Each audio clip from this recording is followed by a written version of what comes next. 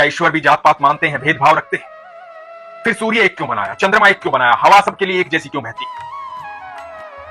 यदि आप ईश्वर में विश्वास रखते हैं तो ये मान लें कि अनंत ब्रह्मांड का रचयिता जो है उसी ने सब कुछ बनाया है, वो एक ही है। इसी एक होने पर आधारित ये प्रसंग मैं आपको सुनाता हूं। ईश्वर की नजर में हम सब एक समान हैं। ये प्रसंग बड़े ध्यान से सुनिएगा, बड़ा ही अद्भुत प्रसंग है। मथुरा में एक जगह है विश्राम घाट। आज से करीबन 100 साल पहले की यह घटना है। विश्राम घाट के पास एक घर था मिर्जा साहब का। उनके बेटे का नाम था दादर रहमान। एक मुस्लिम परिवार, अपने रीति रिवाज को, अपने धर्म को बड़ी ईमानदारी से मानने वाला परिवार। दादर रहमान का एक चचेरा भाई था कासिम। दादर रहमान बहुत ही अच्छा लड़का था, स्वभाव से बहुत अच्छा, अपने धर्म में विश्वास रखने वाला। दादर रहमान अपने चचेरे भाई के साथ विद्यालय जाता था। विद्यालय जाने के रास्ते में भगवान श्री कृष्ण का, राधा रानी का एक मंदिर आता था। एक दिन हुआ यूं, अपने चचेरे भाई कासिम के साथ दादर रहमान आ रहा था। चप्पल टूट गई। चप्पल टूट गई तो उसको ठीक करने लगा। चप्पल टूटी मंदिर के ठीक सामने। उसको ठीक करने के लिए झुका। झुकते वक्त सामने मंदिर में नजर पड़ी। सामने देखा बिहारी जी को, ठाकुर जी को, राधा रानी को, मोर पंखधारी, बांसुरीधारी, पीतांबरीधारी, मोटी मोटी आंखों वाले कृष्ण कन्हैया, अनंत ब्रह्मांड की सबसे खूबसूरत, मनमोहिनी, करुणामयी राधा रानी। एक टक देखता रह गया। भूल गया अपनी चप्पल को, बस देखता रह गया। कासिम ने टोका, अरे भाई क्या देख रहा है, चल। फिर भी देखता रह गया। कासिम को बोला कि देख उधर। कासिम ने गुस्सा किया, काफिरों का मंदिर है, क्या देख रहा है उधर, चल घर। दोनों भाई घर आ गए। अब ये रोजाना के नियम में हो गया था, जब भी विद्यालय से आता जाता मंदिर के सामने रुक जाता, भगवान को देखने लगता, ठाकुर जी को, राधा रानी को देखने लगता। कासिम टोकता, रोकता। कासिम कहता ये काफिरों का मंदिर है, देखना गुनाह है, नहीं देखना चाहिए, चल यहां से। दादर रहमान कहता सब कुछ तो खुदा का बनाया हुआ है, सब कुछ तो उसने बनाया है। यहां मुझे मोहब्बत नजर आती है, इसलिए देखता हूं। तो इस मोहब्बत को नहीं देख पा रहा है, देख कितनी मोहब्बत है वहां। और खुदा तो बड़े खुश होते हैं ना मोहब्बत देख करके। तो मैं इस मोहब्बत को देख रहा हूं, इस प्रेम को देख रहा हूं। कासिम नाराज होता, गुस्सा करता। अब कासिम से रहा नहीं गया। कासिम को लगा कि चचा जान को बता देना चाहिए, दादर रहमान के पिता को बता देना चाहिए कि ये काफिरों के मंदिर में रुकता है, रोज रुकता है। तो कासिम ने चचा जान को बता दिया।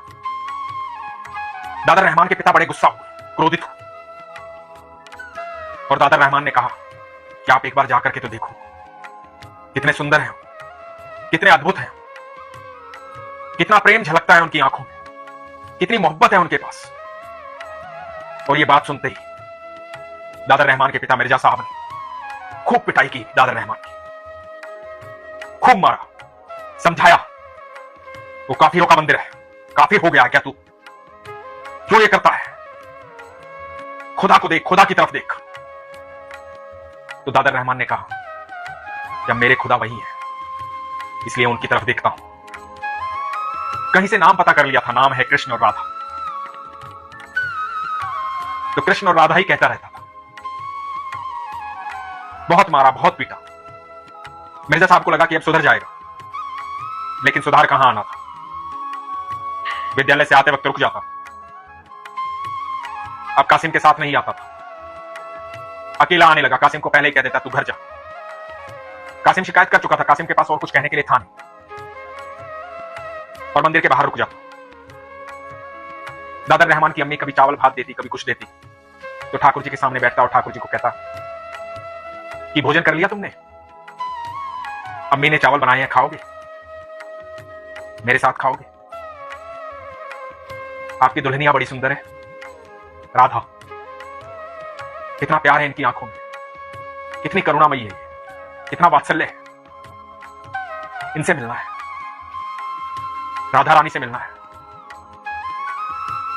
बातें करता रहता ठाकुर जी के साथ, राधा रानी के साथ, राधा राधा करता रहता। मिर्जा साहब को फिर पता लगा, फिर पिटाई की, घर से बाहर निकलना बंद कर दिया। दादर रहमान कमजोर हो रहे थे, राधा कृष्ण का जाप कर रहे थे, घर में एकांत में बैठे रहते थे, कोने में बैठे रहते थे, खाना नहीं खाते। अम्मी को लगा कि किसी काफिर ने टोना टोटका कर दिया, किसी तांत्रिक को दिखाना पड़ेगा। मिर्जा साहब और उनकी बेगम दादर रहमान को एक तांत्रिक के पास लेकर गई। उसने झाड़ा लगाया। दादर रहमान हंसने लगे। तांत्रिक ने कहा कि हंस क्यों रहे हो? तो दादर रहमान ने कहा कि आप क्या कर रहे हैं? बोला, जो भूत चढ़ गया उसे उतार रहा हूं। दादर रहमान हंसने लगे। बोले कि जो चढ़ गया वो कभी उतरेगा नहीं। काले रंग के हैं मेरे कन्हैया, काले रंग के हैं ठाकुर जी, और काला रंग जब चढ़ जाता है ना तो उस पर कोई भी रंग चढ़ा लो, कोई भी रंग चढ़ता नहीं है, बस काला ही दिखाई देता है। तो ये रंग चढ़ चुका है, या तो किसी पे चढ़ता नहीं और चढ़ जाए तो उतरता नहीं, और जो उतारने वाला है उसको भी उसी ने बनाया है। तो कोशिश कर ले उतारने की। तू भी कृष्ण कृष्ण बोलेगा, राधा राधा बोलेगा। तांत्रिक ने कहा, इसका कोई इलाज नहीं है मेरे पास, पागल हो गया तुम्हारा लड़का, सख्ताई से पेश आओ। मिर्जा साहब उसको घर लेकर के आ गए। आकर के अपनी अम्मी को बोला कि अम्मी, लाडली जी ने बुलाया है मुझे, अब मैं यहां से जा रहा हूं, अब यहां नहीं रहना। जिस घर में कृष्ण का नाम नहीं, राधा रानी का नाम नहीं, जहां उनके प्रति सम्मान नहीं, उस घर में मुझे नहीं रहना। खुदा ने कभी नहीं सिखाया ये कि मोहब्बत मत करो, प्रेम मत करो। तुम तो खुदा की बातें करते हो ना, तो मैं तो सिर्फ प्रेम की बातें करता हूं। जहां प्रेम नहीं वहां मैं नहीं। और घर छोड़ करके चला गया। पहले मिर्जा साहब को और उनकी बेगम को लगा कि मजाक कर रहा है, 1-2 घंटे में वापस लौट आएगा, लेकिन लौट कर नहीं आया। 1 दिन बीत गया, 2 दिन बीत गए, 3 दिन बीत गए, 4 दिन बीत गए। मिर्जा साहब और उनकी बेगम ढूंढ रहे हैं, नहीं मिला। एक दिन विश्राम घाट पर मिर्जा साहब को मिले चट्टोपाध्याय जी। बंगाल से आए थे, ठाकुर जी के अनन्य भक्त संत थे। चट्टोपाध्याय जी को बताया कि मेरा बेटा इस तरह से गायब हो गया। चट्टोपाध्याय जी बड़े ध्यान से सुन रहे थे। बोले कि ये तो कितनी अच्छी बात है, वो भक्ति में लग गया है। मिर्जा साहब ने कहा कि नहीं, हमारे लिए बड़ी गलत बात है। उस भक्ति ने मेरे बेटे को छीन लिया है, उस भगवान ने मेरे बेटे को छीन लिया है,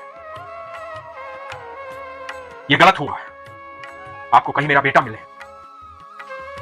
तो मुझे जरूर बताना। मिर्जा साहब और उनकी बेगम मारे मारे फिर रहे थे इधर से उधर, हर व्यक्ति को कह रहे थे मेरा बेटा मिले तो उसे बताना कि हम दुखी हैं उसके बिना। चट्टोपाध्याय जी ने पूरी बात सुनी। मन में बड़ा भाव जागृत हुआ दादर रहमान को देखने का कि ऐसा कौन सा भक्त है, ऐसा क्या प्रेम जागा है उसके भीतर। चट्टोपाध्याय जी को वृंदावन आना था। 10-12 दिन बीत गए थे दादर रहमान को घर से निकले हुए।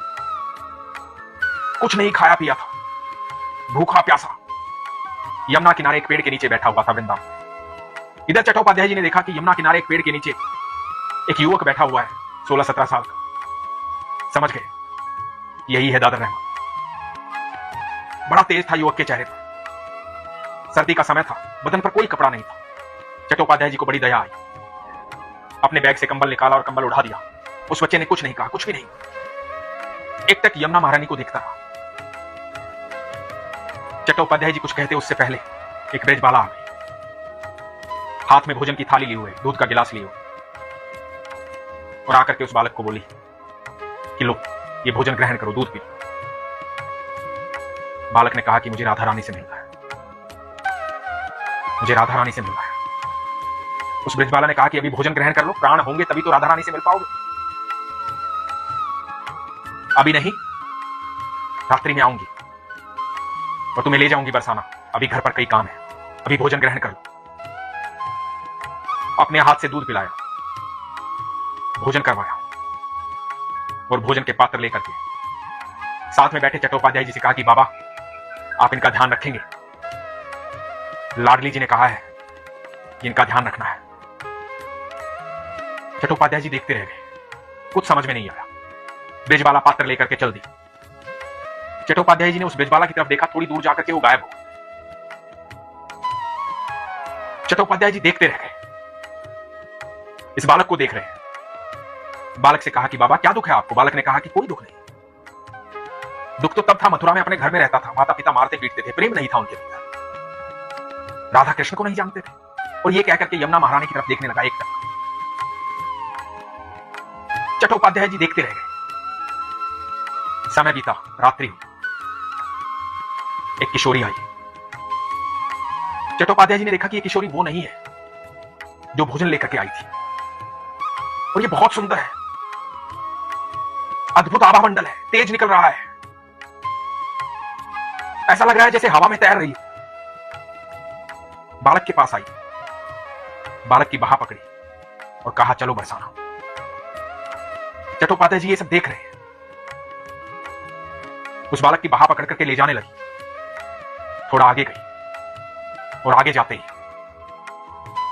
वो किशोरी और ये बालक दादर रहमान दोनों अंतर्ध्यान हो गए। उसके बाद बताया जाता है कि दादर रहमान बरसाना में रहते थे।